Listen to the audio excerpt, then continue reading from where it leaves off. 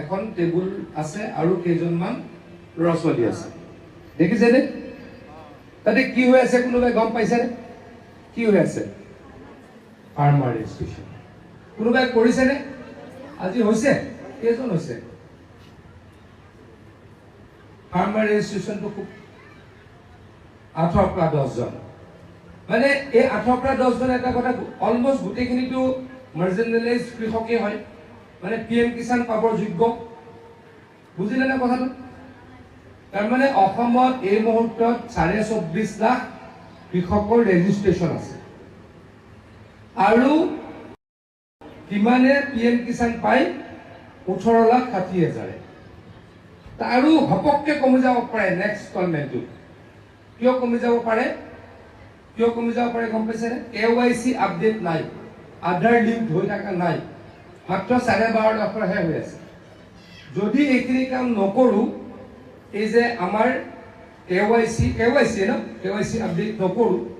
আধাৰ link নকৰো তেতিয়া 18.5 লাখটো নামি আহিব কিমান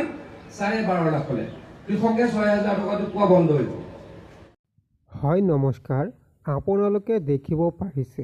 ইয়াত কোৱা হৈছে যে সকলোৱে দুটা গুৰুত্বপূৰ্ণ কাম কৰিব লাগিব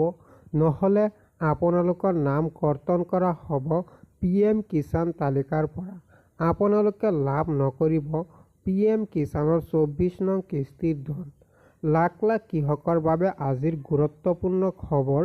আপোনালোকে পিএম কিষাণৰ ধন পাবলৈ হলে কৃষক পঞ্জীয়ন কৰিব লাগিব ফাৰ্মাৰ আইডি বনাব লাগিব এইটো বাধ্যতামূলক হৈ গৈছে লগতে আপোনালোকে তেতিয়াহলে ফাৰ্মাৰ আইডি কেনেকৈ বনাব আপোনালোকে জানি লওক ফাৰ্মাৰ আইডি বনাবলৈ হলে আপোনালোকৰ লাগিব নিজৰ নামৰ আধাৰ কাৰ্ড নিজৰ নামৰ মাটিৰ ডাক নাম্বাৰ আৰু নিজৰ মোবাইল নাম্বাৰ লাগিব এই তিনিটাৰ জৰিয়তে আপোনালোকে